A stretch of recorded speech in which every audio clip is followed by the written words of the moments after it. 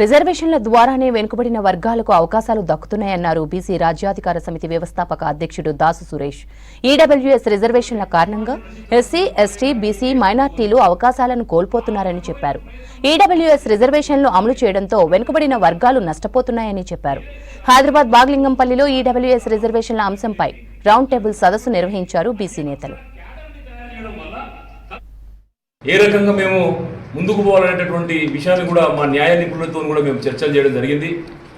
ఇలా ఈ రాష్ట్రంలో కానీ కేంద్రంలో కానీ గతంలో కానీ రిజర్వేషన్ యొక్క పుట్టుపూర్వోత్తరాలు, అదేవిధంగా ఏ విధంగా అన్యాయం జరుగుతుంది మన బిడ్డలకు అనేటటువంటి అంశాన్ని చాలా కూలంకుషంగా మేము చర్చ చేయడం జరిగింది.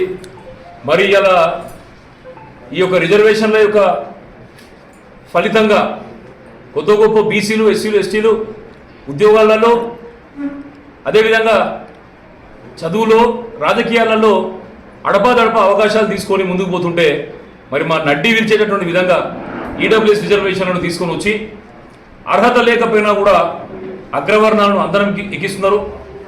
మాకు బీసీలకు రాజకీయ రిజర్వేషన్ కావాలంటే మాకు శాస్త్రీయంగా సంఖ్యాపరమైన వివరాలు లేవని అంటారు. ఇలా ఏ విధమైనటువంటి సంఖ్యాపరమైనటువంటి శాస్త్రీయపరమైనటువంటి వివరాలు ఉన్నాయని చెప్పేసి అని ఈడబ్ల్యూఎస్ రిజర్వేషన్లను పార్లమెంట్లో ప్రవేశపెట్టిల్లు. 103వ రాజ్యాంగ సవరణను 2019లో తీసుకొని వచ్చిన తర్వాత వాళ్ళు చెప్పిన విషయం ఏంటంటే, ఏ రాష్ట్రం అయితే ఈ యొక్క రిజర్వేషన్ అమలు చేసుకుంటుందో అమలు చేసుకోవచ్చు, అమలు చేసుకోలేని వాళ్ళు వాళ్ళ రాష్ట్రాల యొక్క అభిష్టానికి వదిలిపెడుతున్నాం అని చెప్పిళ్ళు. మరి అలా తమిళనాడు చూడండి, తమిళనాడులో ఈడబ్ల్యూఎస్ రిజర్వేషన్ అమలు కావట్లేదు.